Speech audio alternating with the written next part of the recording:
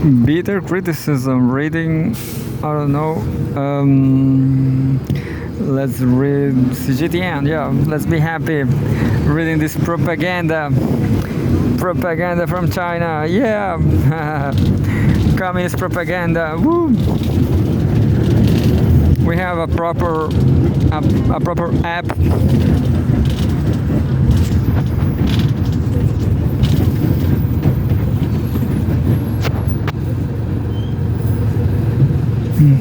Top 5 from the highlights. Chinese communist propaganda. Politics, October 29, 2024. President Xi stresses advancing reform at study session for senior officials.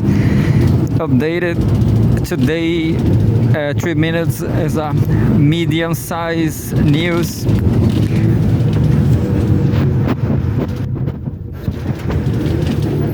And says Chinese President Xi Jinping, also General Secretary of the Communist Party of China (CPC) Central Committee and Chairman of the Central. Anyway, Chinese President Xi Jinping on Thursday called for pooling strength to advance reform in a steady and sustained manner, while addressing senior officials attending a Central Party school study session.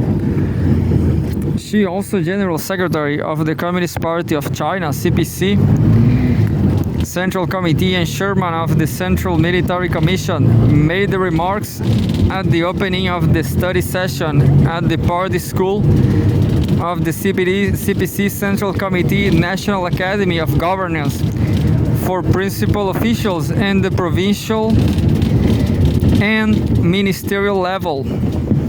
This session will look at ways to implement the guiding principles of the third plenary session of the 20th CPC Central Committee, which roll out a new package of comprehensive reforms for the country.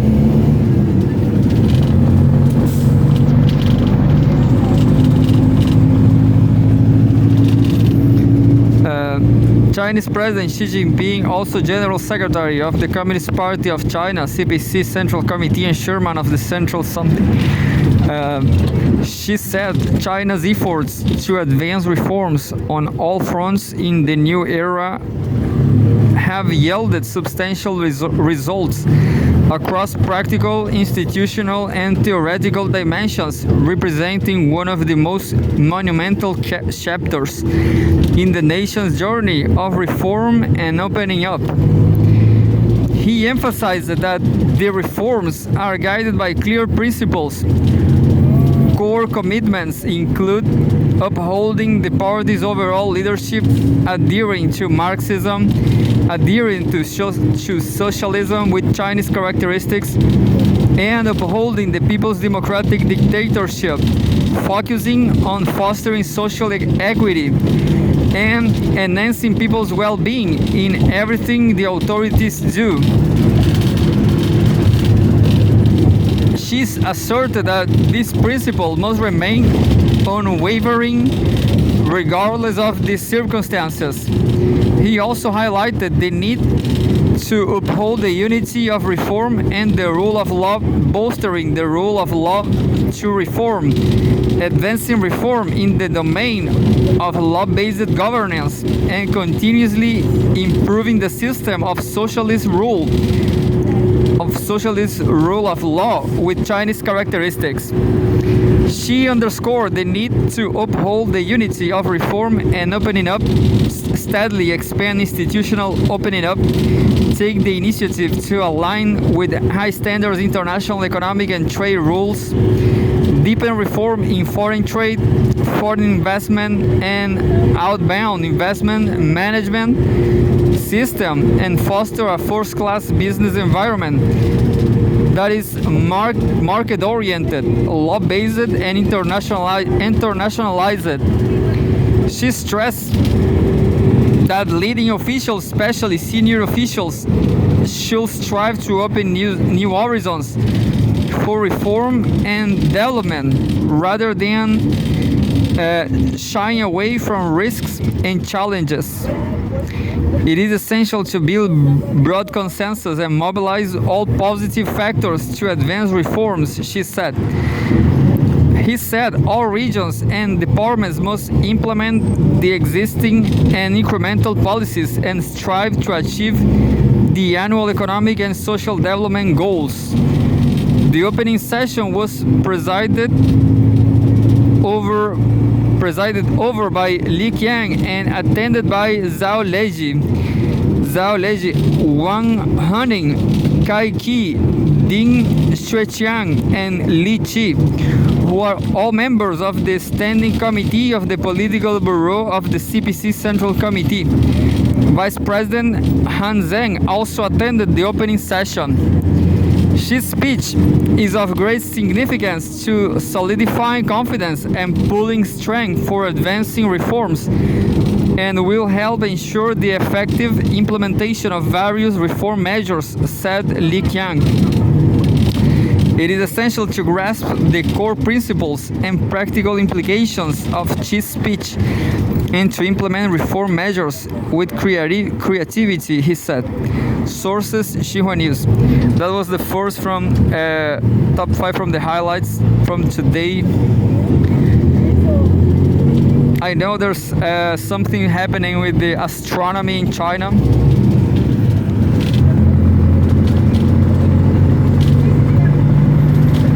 A huge video is going on.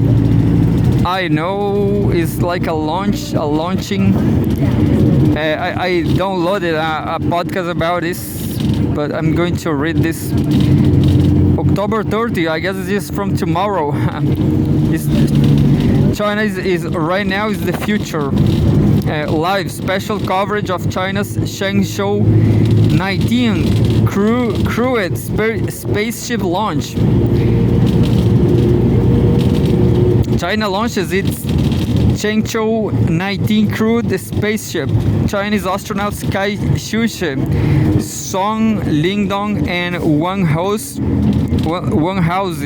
will carry out the Shenzhou 19 manned mission to China's space station, with Kai as the commander.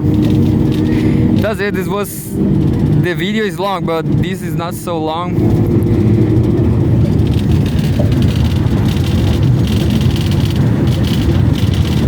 Another news from top 5 from the highlights. Cgtn. China introduces new measures to enhance birth support, and we have a couple running with kids.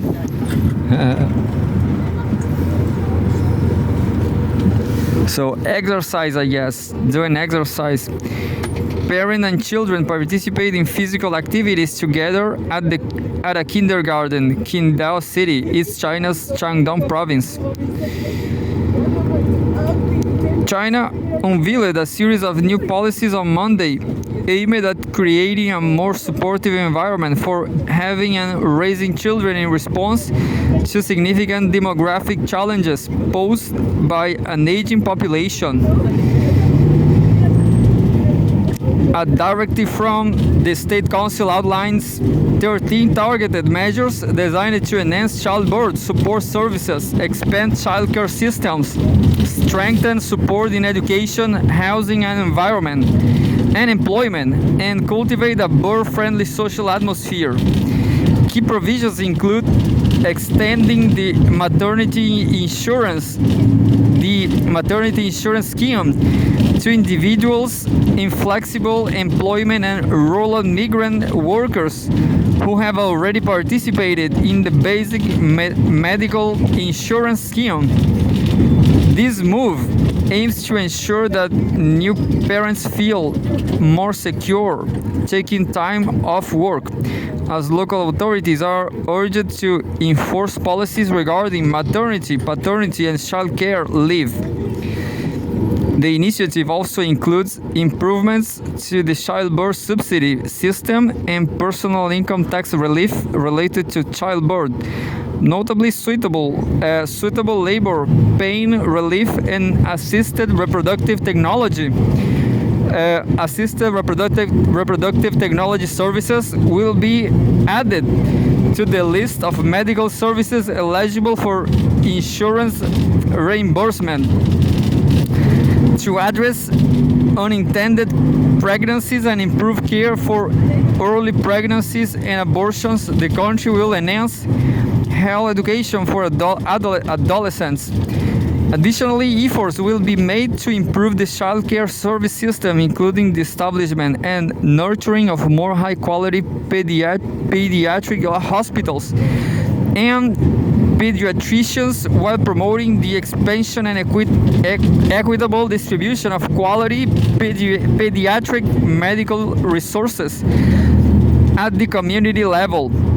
To improve access to childcare for children under 3, the government plans to establish childcare service centers at the prefectures and city levels and integrate childcare facilities into the planning and construction of new communities. Local authorities are encouraged to raise the loan limits from the Housing Provident Fund for families with multiple children to assist them in purchasing homes.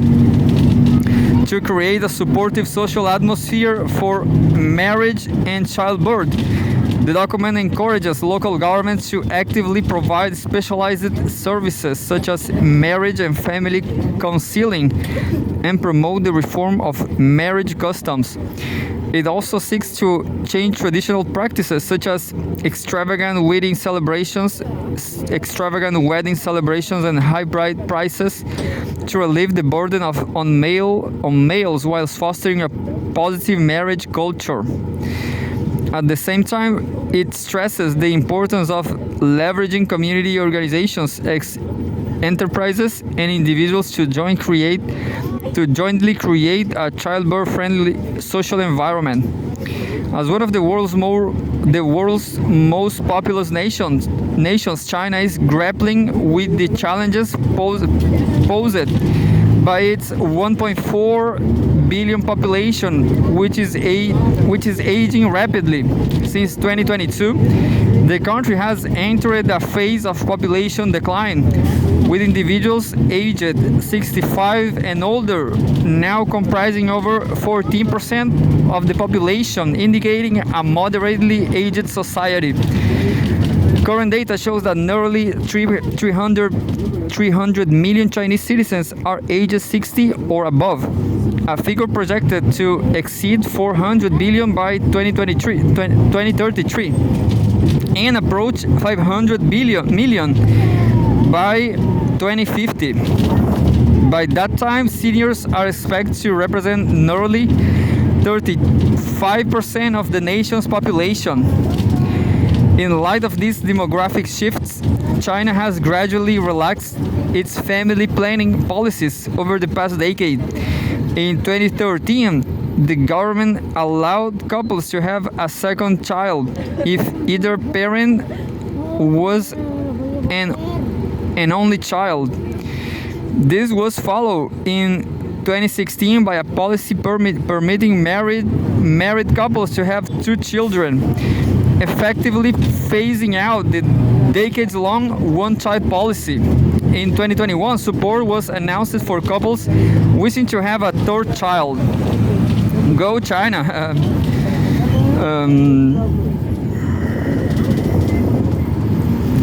There's a news I don't understand.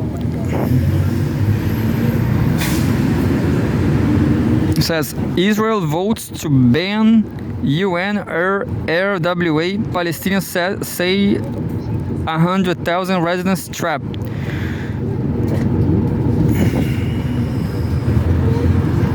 I thought I don't understood. I didn't read, but I guess is a channel is banned on Israel.